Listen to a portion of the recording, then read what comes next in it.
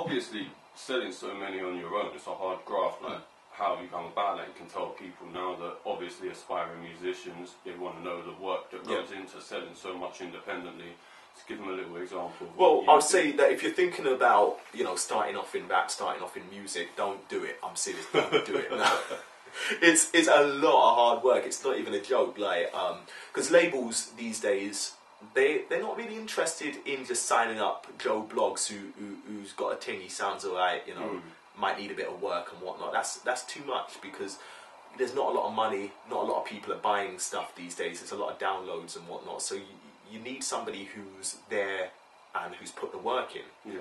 And it's not enough to say, yeah, I make heavy music, sit at home scratching your balls and waiting for somebody to phone you. Exactly. You know, you've got to get out there and do your thing. And me personally, the way I've always been in sales, so I'm just happen to be able to chat and make people buy things from me. Like, I could sell shoes to a snake if I need to. But yeah, and it's, you know, I think that really lent itself well to what I was doing, because I produce the CDs myself, I build them up and everything, I record the tracks in NLT Studio, so big shout out to Lean, NLT Studio, Fluoretic Lava, Sarah C, Abiade, etc, etc. Yeah, I record it over there, I bought the facilities to press up and print up the CDs myself, so, you know, I don't have to pay another man to do that for me. Yeah. And I just take them out there and just talk to people, just try and put across my passion for music, my passion for what I do, for lyricism, for, you know, real wordplay, and just... That's it. And if they buy, they buy. If they don't, hopefully they'll go away and have a listen. But the point is... Or at least Google you. There you go. With every person I'm talking to, there's potentially a new fan coming from that. And I think that, as hard as it is, that really makes a difference. It's not even so much about the money. Money helps because I do it full time. And if I'm not out there, then it's baked beans for lunch and whatnot. Exactly. But, you know, I've got that drive and that determination to get out there and do my thing. So... that's what I do. No, that's good, man. That's good. It's good to hear, bro. Because you know what I mean. You get people that lack the determination nowadays. They'll make a tune, put it on YouTube, send it round all their friends, get a few thousand hits, and think they're super. And sit down, and think that's it. And for me, you know, I personally have a bit of a problem with people just up and giving their music away for free without even trying to see if there's anybody willing to buy it, because. For me, that just says that you weren't that confident about your music that you didn't think that anybody would be interested. Even if it's just like 50p, a pound, a donation, whatever, you know, at least give it a try, because especially when it comes to things like the grime scene, you find a lot of the bigger artists tend to do the commercial stuff and then give their music away for free when it comes to grime. And then that sort of says that that's what I think of grime, you know, that nobody's going to buy it, so why do it? And to be fair, there's a lot more people checking for grime than there is UK hip-hop, strictly speaking. Yeah, well, in a way, I mean, I do both, and I do a lot more. I do rock, I do dubstep, I do house, so I tend to dip into different scenes. Yeah, and I've just heard everything from clock. you. Thank you. Well, just clock what's going on, and and then people complain when, you know, their favourite artists are doing all the commercial stuff and the rubbish, like, pop stuff with no real meaning to the lyrics, but then... if that's what people are buying, you got to consider if you want your artist to continue making music, they got to do what pays the bills. And if what's paying the bills is that commercial stuff, then as a fan, it's also your responsibility to support the stuff that you actually like that they're doing. The underground stuff. Because then hopefully, if they're smart, they will continue to do that. Yeah. You know, and put that out. And yeah, it's nice to give things away for free. I mean, me personally, I did a free mixtape called Copyright Infringement. It's available to download for free from mrshaodow.com/shop. We'll give that on the Black Budget site there. Thank you very much. Yeah, and I did that for free, but that was because I sold at the time, I think, 2,000 CDs, and I wanted to do something as a thank you to my supporters. Sorry to cut you, but you sold 2,000 of that one and 3,700. No. I'd sold 2,000 of the current one at that time. Then put together the free mixtape as a thank you to all the people who had supported the music. I see. Because then that's just me. You know, people had actually reached into their pocket, paid a £5 for my music, and I was like, wow, I didn't even expect to get to 500, let alone 2,000. All right, what can I do? Maybe give something away for free. But that was a reason for that. That wasn't just because these tunes are good, but I don't really think they've got any commercial value. Boy, I'll just give it away for free. There's a difference. I at least respect my music enough to want to give it a try and see if people will buy it. If people don't want to buy it, then fair enough. But at least give it a try. We need to move the scene forward. need to get people at least putting in some money. If you're not buying the tunes, at least come to a show, support the musician and help them out. The thing is as well with the buying of underground stuff is, where do you buy it?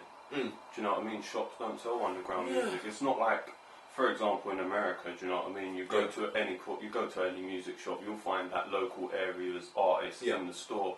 You won't find that here. Everything here, you have to go through the You have to go and look, and you make a very good point. And if I was a fan, if I was just a casual fan, you can believe I wouldn't be just looking. You can't be asked. You know what I mean? Who can be bothered to go hunting out the latest rapper who's selling his CDs on the corner because he's not getting sold in a shop? Exactly. And that in a way is another reason why I sort of go up and go chase down people and harass them, because that's right. I think you need to. I think you do need to. I think that, people, not everybody appreciates it, but some people are genuinely looking for some new music. They don't know where to look. So, boy, your friendly neighbourhood rapper's going to come up and say, yo, this is me, this is what I do. How about you take a listen? If you like it, buy it. If you don't, fair enough. I've got some more stuff, check it out. But, there's a lot of record shops closing down. And it's understandable because people aren't buying these days. There are different ways. There are iTunes and stuff like that. But don't get it twisted. It's not that difficult to get your stuff on iTunes. I just think that a lot of people are sort of lazy. But then again, a lot of people, comes down to the people not searching. Yeah. Like you're not gonna find the underground artist on iTunes. Unless a lot of people look to radio to tell them what to do. Exactly. But radio really only plays commercial stuff. So there you have it, your catch-22. Exactly right. And a lot of artists are lazy as well. They're not willing to put in the work, go out there and see, and say that this is what I do. You need to listen because I genuinely believe it's this good. Yeah. Yeah. So definitely. I'll do it. At the end of the day, I'll do it. If you don't want to do it, I'll do it. I'll sell my CDs to your fans. But Rago, I don't care. Back in 2009, that was when you headlined the O2. Yeah.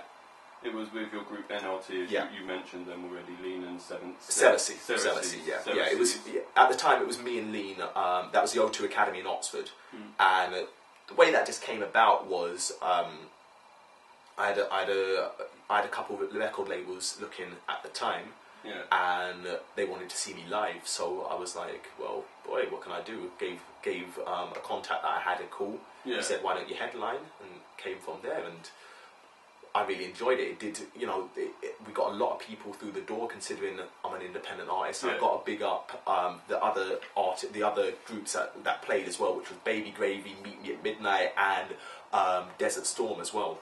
They were rock sort of groups as well, and then have me as the headlining hip hop sort of rap artist goes to show that I can really fit in most places. Yeah, because, definitely. In Oxford there wasn't a lot of rap when I was first there, and so there wasn't very many outlets. So I was there performing at like metal nights, punk nights, etc., wherever you could get winning the crowd over. And for me, that just goes to show what I do. Yeah, exactly. It shows. If you can go take over a punk night or take over a metal night, being an urban artist, a hip hop artist, then do you know what I mean? Yeah.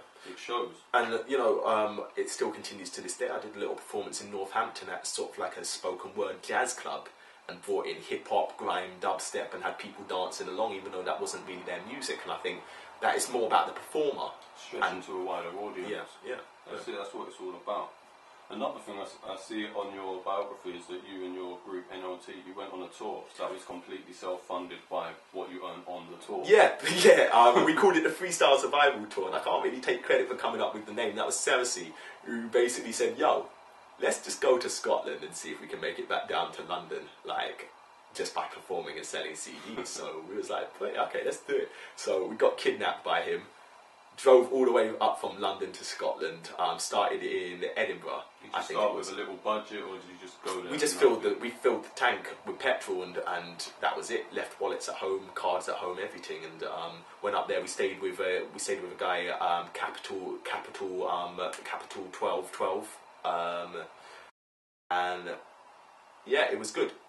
We just went from Edinburgh back down to London. Yeah. What was your favourite area in between? Like, where'd you get the best response, do you reckon? Really liked Glasgow. Glasgow was cool.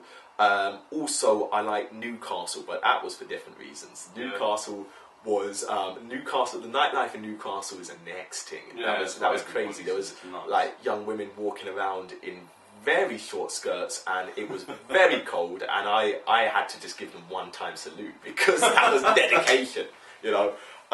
So yeah, but we did all sorts. Like in Newcastle, we sat down in a Thai restaurant and was there eating. Started chatting to the waiter, who was the very first white guy I've ever seen working in an Asian restaurant. So hats off to him. He was a legend. See it all round, yeah. I've never seen that myself. I was very impressed. But yeah, he was a safe guy, and we was chatting about what he was doing. There was people in the restaurant. He's like, oh, why don't you just do a performance? So we just got up in the restaurant, started spitting, started rapping, and sold bare CDs. The Royal Shakespeare Company happened to be in there at the time. They really enjoyed it. They asked us to start making up raps about Shakespeare and stuff like that. Lean was bringing out like the Midsummer Night, all sorts of stuff like that. Just a random thing on the spot. Yeah, so yeah, it was cool. Actually, there's some videos from that Freestyle Survival tour up on YouTube. You can go on my website and you can find that. It's real easy. So yeah, we had a good time. We had to stayed in the car a couple times when like couldn't afford the hotel budget and everything like that. But yeah, it shows the dedication though. Yeah, it was just about getting around and just meeting people and just spreading the art of lyricism more than anything else. Because I think that when you don't know rap, you can sometimes think that it's all American dudes rapping about their chains and rapping about this is what I got and blah blah blah. But there's so much more to life that you can talk about and you can rap about. And, definitely. You know, so that's what we do. No, that's good, man. It's a good look. Finally, you're supporting for Devlin. Do you want to tell us when it is? Yeah, that's Friday the 4th of March. Yeah, that's up in Chelmsford, the Bar House. This Friday? Yeah, it is this Friday. I don't know if it will be this Friday by the time you watch this, but it's this Friday at the time we're filming this. Yeah. Well, they might watch it in a month's time, you never know. But yeah, so yeah, it's this Friday. Supporting Devlin, really looking forward to it because hopefully a lot of the people who bought CDs will come along, you know, just there to have a good time. I'm looking to drop some hip hop, some house, some dubstep, be there with my DJ Watch Case, shout out to him, and you know, we just do our thing. When it comes to live performances, we play a little game. He's sick at mixing, so what I say is, you know, get a couple instrumentals, start doing my track, and just randomly just switch it on me into anything you want. I'll keep it going. And we'll just switch it up, you know. When I supported Skepta, we were switching it into like POW, into Next Type, all sorts of stuff, just keeping the lyrics going, but just keeping the crowd entertained. And I think you really need to just entertain rather than just stand on the stage and say, yo, exactly, yo, this is me. This is what I'm doing. Everybody listen to me. Look at me. Yeah, I'm amazing. Here's a couple tracks I made. Yeah. just a quick thing. Just a quick freestyle thing though, yeah? Yeah. Hold tight the man them though, yeah? Yeah, exactly. So yeah, I think that there needs to be more entertainment, more performance, you know, stuff like that. And I will also be performing the next single that I'm releasing, which is Get Stronger featuring Gets as well. So yeah, we'll see what the response is like and just take it from there. Just, you know, I'm just me. I'm just a guy who enjoys making music, loves making it to the point that I decided to do it full time and take it very seriously. Nice one. Alright, that's Mr Shaodow, blackbudget.com. Check it out. Check out his freestyle, his Spotlight freestyle. Yeah, check that out. Rate, comment, subscribe, like the video. Check out MrShaodow.com. S-H-A-O-D-O-W. S-H-A-O-D-O-W, that's the one. That's right, S-H-A-O-D-O-W. Blackbudget.com. Stay tuned for more. Big up Black Budget. That's Shaodow coming to a street corner near you. Peace.